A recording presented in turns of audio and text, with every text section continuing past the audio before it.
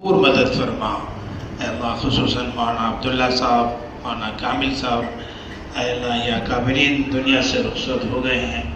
اے اللہ اس وقت میں دنیا سے جانے کا سلسلہ علماء کرام کا بہت تیزی کے ساتھ بڑھ رہا ہے۔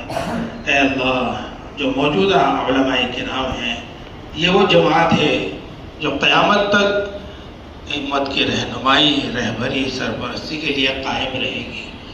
اللہ حضرت محمد صلی اللہ علیہ وسلم کے بعد۔ السلام علیکم سامعین، 26 صفر المظفر اور 21 اگست ہے۔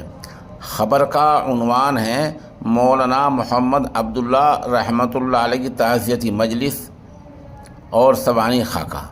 پہلے ہم مرحوم کا سوانح خاکہ پیش کرتے ہیں۔ مولانا محمد عبداللہ رحمۃ اللہ علیہ مفتاح العلوم جلال آباد کے سابق مفتی اعظم حضرت مولانا مفتی نصیر احمد رحمۃ اللہ علیہ کے صاحب ذاتے تھے۔ مفتی نصیر احمد یقیناً بحر العلوم تھے اور فقہ حنفی کے ماہر عالم تھے۔ بہرحال مولانا محمد عبداللہ رحمۃ اللہ علیہ کے 2 بیٹے اور 2 بیٹیاں ہیں۔ آپ کی تمنا اور خواہش تھی کہ میری اولاد دیندار اور نیک صالح بنے۔ چنانچہ آپ نے بیٹوں کو اپنی زیر سرپرستی مدارس کثیربا اور ہرسلی میں دینی تعلیم دلائی۔ بحمداللہ آپ کی وہ تمنا اور کوشش پوری ہوئی۔ دونوں بیٹوں نے عالمیت و فضیلت سے فراغت حاصل کر کے آپ کی منشا کے مطابق زندگی کی شروعات کی اور دینی خدمات انجام دینا شروع فرمائیں۔ مولانا موصوف حضرت مفتی صاحب رحمۃ اللہ علیہ کے یعنی مفتی نصیر احمد رحمۃ اللہ علیہ کے بڑے بیٹے ہوتے ہیں، اور چونکہ صاحب تحریر کے وہ خال محترم ہیں، اس سے وہ لکھ رہے ہیں خال محترم مولانا عبداللہ کا سن پیدائش 1958 سن 1378 ہجری ہے۔ آپ کی تعلیم کی ابتدا مدرسہ سراج العلوم ادریس پور سے ہوئی۔ حفظ قرآن کی ابتدا مولانا عبدالستار بہستانی کے سامنے کی، جبکہ تکمیل والد محترم حضرت مفتی نصیر احمد رحمۃ اللہ حضرت مفتی صاحب کے سامنے ہوئی۔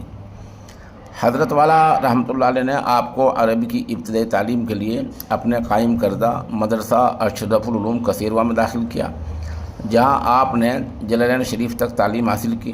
اس کے بعد مدرسہ مفتاح العلوم جلال آباد میں مشکات شریف میں داخلہ لیا اور 1399 ہجری مطابق 1979 میں دورہ حدیث شریف سے فراغت پائی۔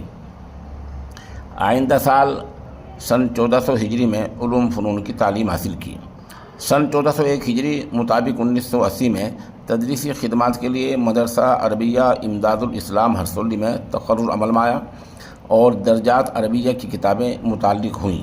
یہاں آپ نے تقریباً 8 سال خدمات انجام دی۔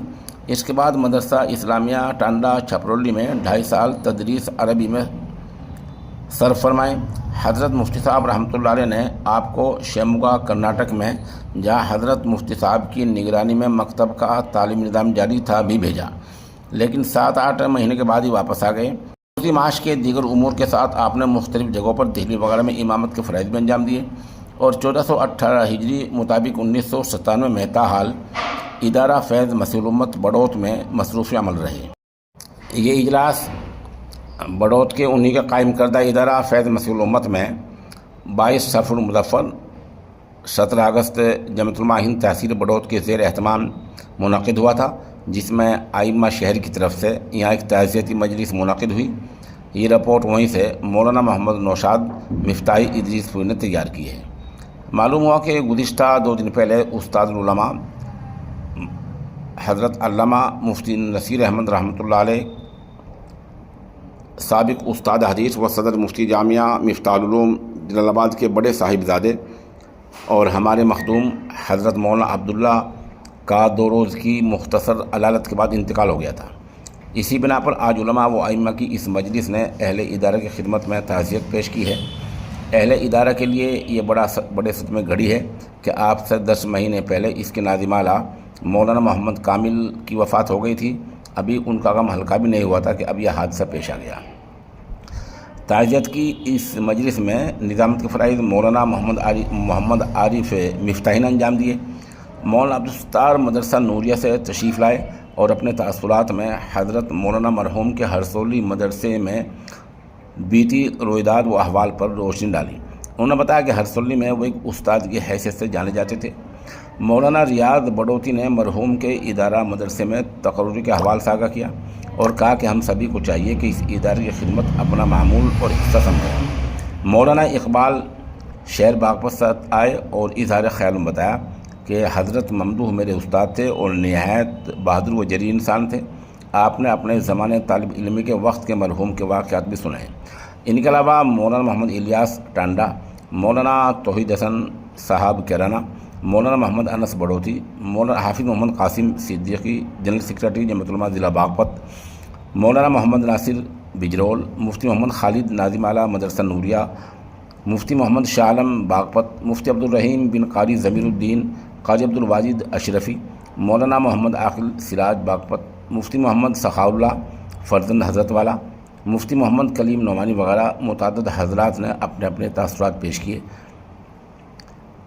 حضرت مولانا مرحوم عظیم باپ کے سپوت ہونے کے ساتھ بہترین استاد، شاندار مربی اور عاجزی و تواضع کے مجسم نمونہ تھے۔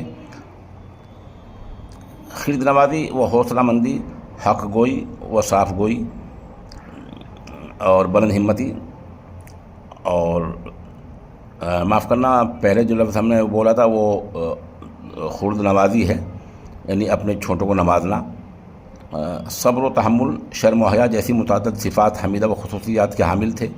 مولانا کی جفاکشی، محنت کرنا، سکھانا، اپنے آپ کو چھوٹا بنا کر اور چھوٹوں کو بڑا بنا کر پیش کرنے کا ہنر رکھتے تھے۔ مردم سازی کے ساتھ تجارت کا بھی تجربہ رکھتے تھے۔ ان کی جوانی کے تلامذہ ان کے ایک عظیم انسان ہونے کی گواہی دیتے ہیں۔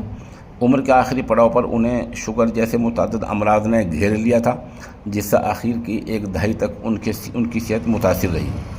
ان کی بینائی بھی کمزور ہو چکی تھی۔